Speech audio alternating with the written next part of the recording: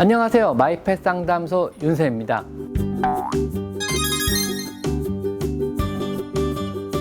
자, 유기농도 맹신하면 안 된다. 그럼 단백질 퍼센테이지도 맹신하면 안 된다. 그럼 뭘 믿고 우리는 사료를 구매해야 되는 걸까요?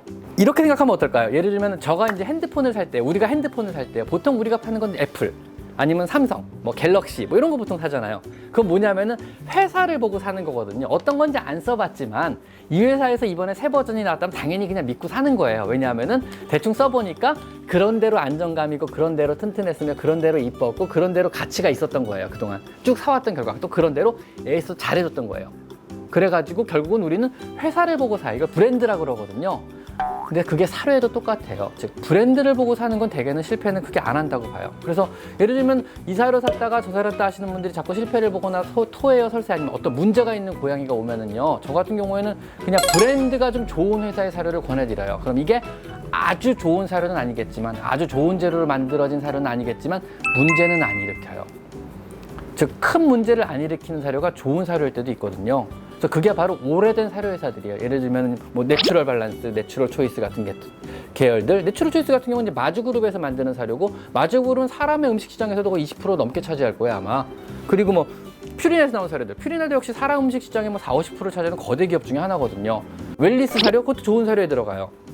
그리고 또 힐스 사료들, 굉장히 좋은 사료거든요, 힐스도요. 그러니까 오래되고 크고 뭐 사료 회사가 100년 됐다, 뭐 80년 됐다, 이런 사료 회사들은 믿을 수 있으면 오랫동안 먹이면서 쌓인 노하우라는 것들이 있거든요. 그래서 이렇게 포뮬라를 만들고 이렇게 만들어 봤더니 큰 문제가 안 생기더라. 그래서 포뮬라를 계속 발전을 시킨 거죠.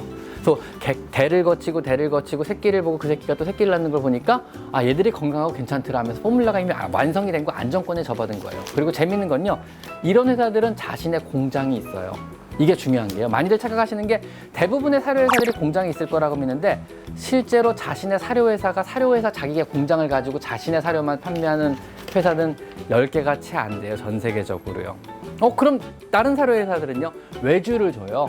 그래서 뭐 충남 당진에서도 만들고 베트남에서도 만들고 중국에서도 만들고 필리핀에서도 만들어요. 사료 공장들이 거기 다 있거든요. 그래가지고 이번에 이런 포뮬라로 이런 사료를 몇 컨테이너 만들어주세요. 그럼 그 회사 사료들은 소사료, 닭사료, 게사료를 만들다가 고양이 사료도 만들고 다시 소사료, 게사료를 만들고 이런 식으로 계속 외주를 받는 대로 그 포뮬라대로 사료를 조제해줘요. 물론 깨끗한 환경에서 좋은 설비로 제대로 만들어 나오지만 공장이 스스로 없다는 건 어느 순간에도 포뮬라가 바뀔 수가 있는 거고, 어제 나온 사료하고 새로 받은 포뮬라 사료, 오늘 산 사료가 똑같지 않을 수도 있다는 걸 의미할 수도 있어요.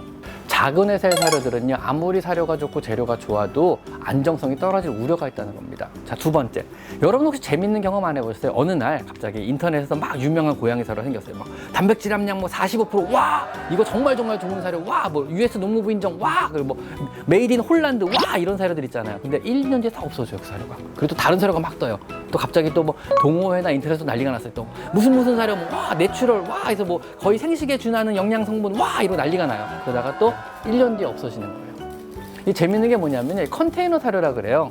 대부분 이런 사료들은요, 사실은 중국이나 필리핀이나 가까운 데서 이제 한 컨테이너, 두 컨테이너를 국내에 수입을 해요. 만들어가지고 계획적으로 만들죠. 수입해가지고 동호회나 인터넷에 막 뭐 예를 들면 SNS 같은 데 막 굉장히 막 양질의 사료다 이러면서 막 마케팅을 막 해가지고 쫙 뿌려요. 그래서 한 컨테이너, 두 컨테이너 다 벌리면 싹 하고 없어져요. 사료 회사 자체가.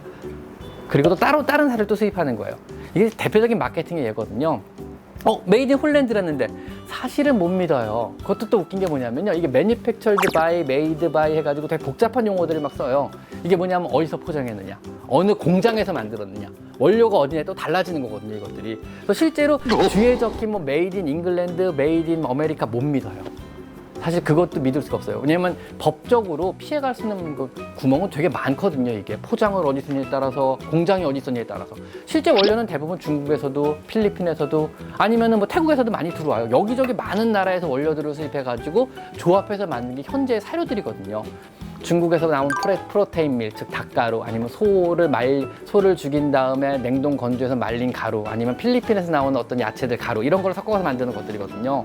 이게 도대체 어디서 어떤 재료가 어느 나라에 어떤 재료들이 조합돼서 나오는지 우리도 모르고 사료회사들도 모를 수 있어요. 아무도 몰라요.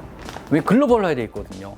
그래서 뉴질랜드에서 만든 사료가요, 실제로 뉴질랜드 재료 만들어진 경우 그렇게 흔치는 않을 거예요. 왜냐하면 경제적인 요소도 있고요, 공장이 그 나라에 없을 수도 있어요. 사료회사 공장이라는 건 사실 되게 법적으로 까다롭거든요. 허가하기까지요.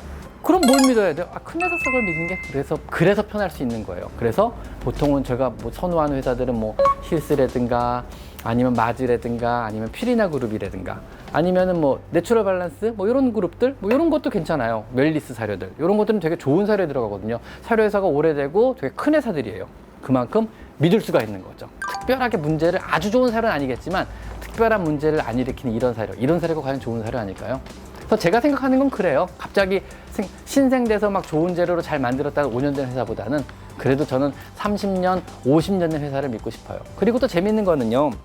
실제로 이런 오래된 회사들이 동물에 관한 영양학 실험실을 갖고 있고 이 실험실에서 나온 레시피를 판매를 통해 가지고 다른 회사들이 사서 그 레시피대로 또 만든다 그래요. 그러니까 갖고 있는 100년 된, 50년 된, 80년 된 노하우를 절대 무시할 수는 없다는 거죠. 자, 오늘은 여기까지. 오늘은 고양이 사료에 대해서 얘기해봤습니다. 마이펫 상담소의 윤쌤입니다. 감사합니다.